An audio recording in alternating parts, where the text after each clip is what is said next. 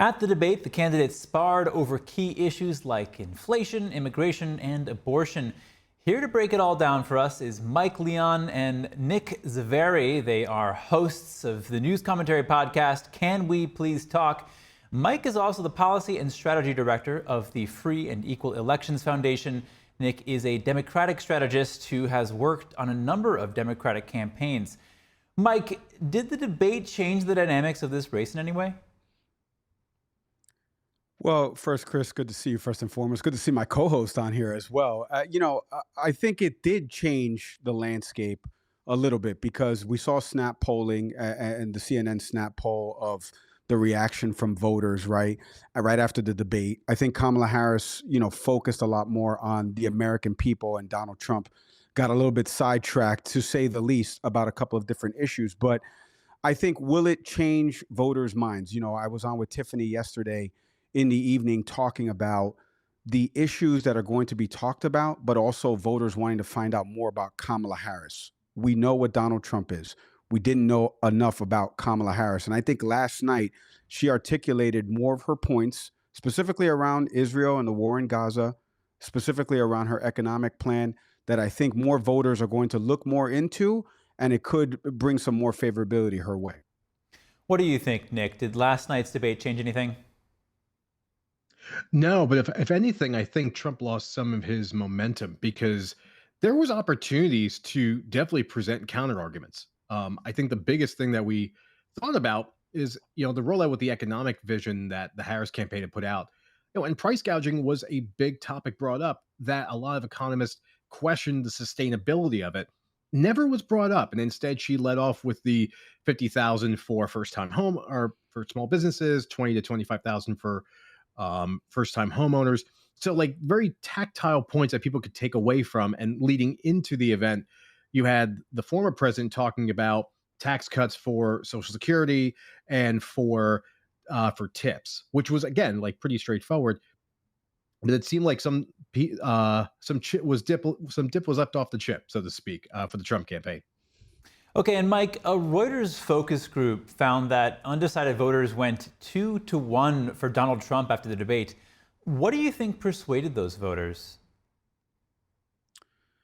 Well, I know that's interesting, that data point, first and foremost. I don't know what would have swayed those voters. I do think that there are some things, to Nick's overall point, about that Trump could have hit Kamala Harris on. I think only one of them actually went through, which was the war in Afghanistan and the withdrawal from Afghanistan by the Biden administration. So I think that was one place where I think he could have made more of a dent with voters. I think also, the economic issues or at least the Bidenomics, which is not Kamala Harris's policy. It's an adopted policy because she's the vice president. I think some of those things, and in 2019, cost of consumer goods, right, and the paychecks that were being received by people, and the increase that folks were feeling from getting paid more and not feeling the pressures of inflation. I think those are things, like, to Nick's point, he could have hammered home more, and I'm not sure if he got that across. Even though that what you just mentioned there, Chris, in that Reuters poll, that's interesting to see, because again, the larger takeaway was more of finding out about Kamala Harris and her vision and strategy, and I think Donald Trump got lost in the grievance politics part of this. And so, staying with your earlier points about the economy, Mike, I want to come to you, Nick, and talk about that. I mean, Donald Trump is seen as better on the economy than Kamala Harris. Do you think that she moved the needle in voters' minds on the economy? I think she comes off as a little more clear, with those two data points we talked about the offering for small business owners and for first-time home buyers.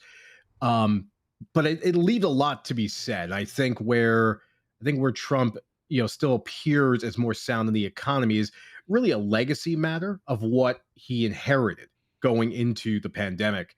I thought she sounded a little more clear. I think she still sounds a little more aspirational. And I think Trump lost the opportunity to bring a more grounded vision to what she was putting forward. Okay, and you've, Nick, staying with you, you've worked on campaigns before. What's the next move for the Harris campaign after last night? I mean, now the last campaign I worked on was really before social media was taking off. Honestly, it was on the Jim McGreevey campaign in New Jersey.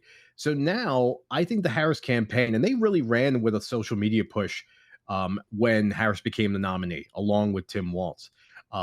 I think you're going to see, and it sounds so silly, but it may be effective for younger voters. But you're going to see references to cats and animal eating and all these silly things because the former president left the door open to it. We leave that conversation, that debate yesterday, not with a very clear vision of where he wants to come from, but of really just flailing, in his attacks. I think also what they will do is I think they're going to continue to hammer home those specific talking points that Harris provided. And again, I can't stress this enough. There wasn't too many substantive things she talked about. Even her views on a woman's right to choose. And I think that's what they're going to build that campaign around. And Mike, Taylor Swift endorsed Kamala Harris last night, right after the debate. How significant is that for her campaign? Well, no one knows more about Taylor Swift, Chris, than me with my two little girls who listen to Taylor Swift's music. But, it is interesting, this influencer type model that campaigns go for in terms of getting somebody to support them, right? 50 Cent, the rapper, Anuel, who's a popular reggaeton artist, have supported former President Trump. Now you have arguably the biggest artist, pop music, supporting Kamala Harris. And what it signifies is really younger voters. Like, let's be honest, people that listen to Taylor Swift are probably in that under 35 age demo. A lot of them have similar concerns in terms of the war in Gaza, humanitarian efforts. They're the ones that are coming out of college, that are entering the workforce, or they're transitioning into that mid-career period.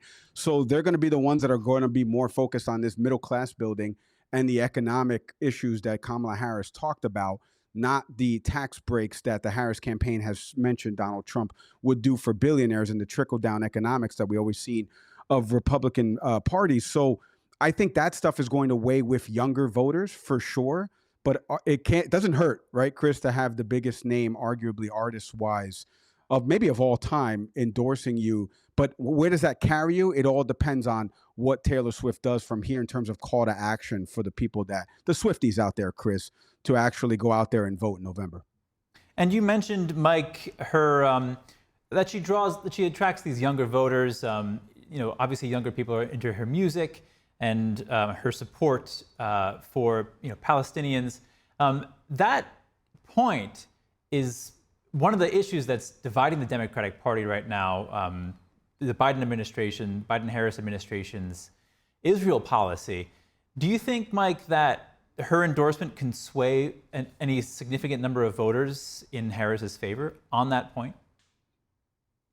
I'm so glad you asked that, because Nick and I were talking about this last night on our show, and the war in Gaza, what Vice President Harris said in terms of a two-state solution is going to ring in people's ears, specifically ones that have been championing for Palestine to be free, because you hear about the two-state solution, but this is someone who's married to a Jewish man.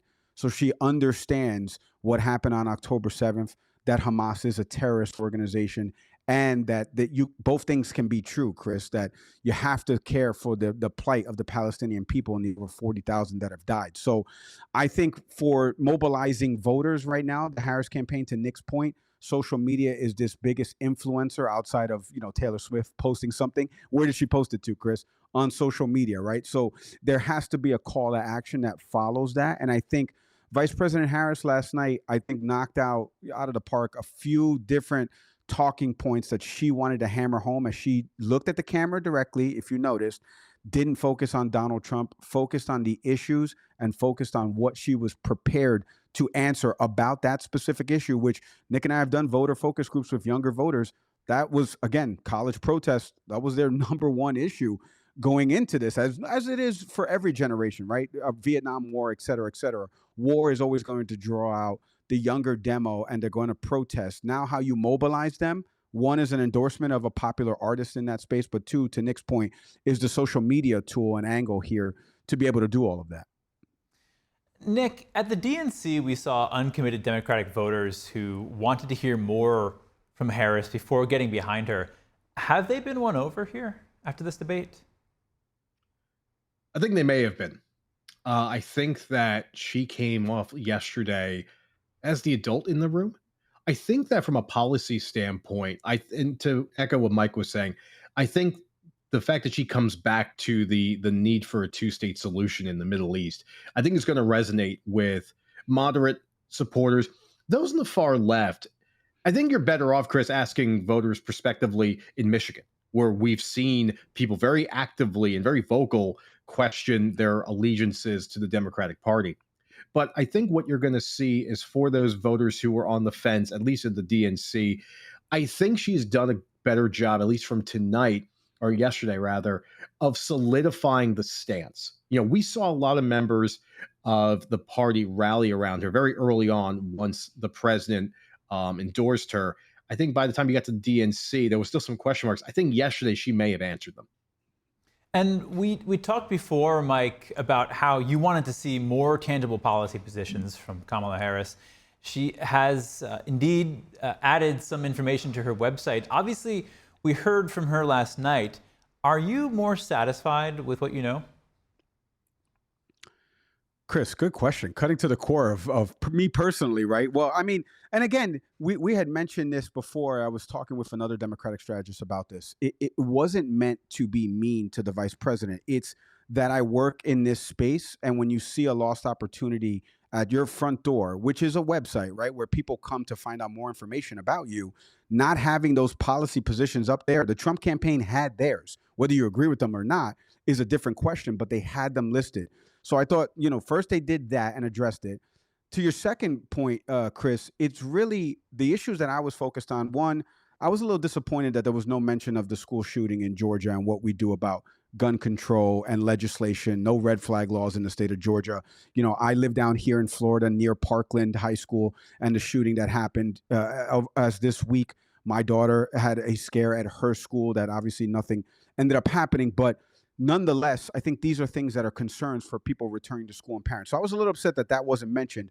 But I will say about immigration, specifically about women's reproductive rights, as I live here in the state of Florida and we have a huge ballot initiative, I think that she addressed those issues and concerns a lot more than the former president did. Because the former president, and he was even asked, has been wishy-washy about his abortion stance, national abortion ban, even not answering the 6-week ban here in the state of Florida where he's a registered voter.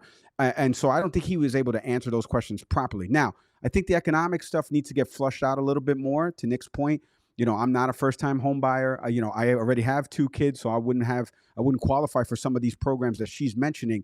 I'd like to learn a little bit more about how you get inflation down, how you get the cost of consumer goods that are down right now, but are up year over year from the Biden administration's takeover to the Trump administration. I want more answers on that. But I think last night, if I had to give a grade in terms of some of the things policy position wise that she outlined, especially with respect to the war in Gaza, I'd give her like a B- for sure. All right, Mike Leon and Nick Zaveri, hosts of the News Commentary podcast, Can We Please Talk? Thank you both so much. Thank you.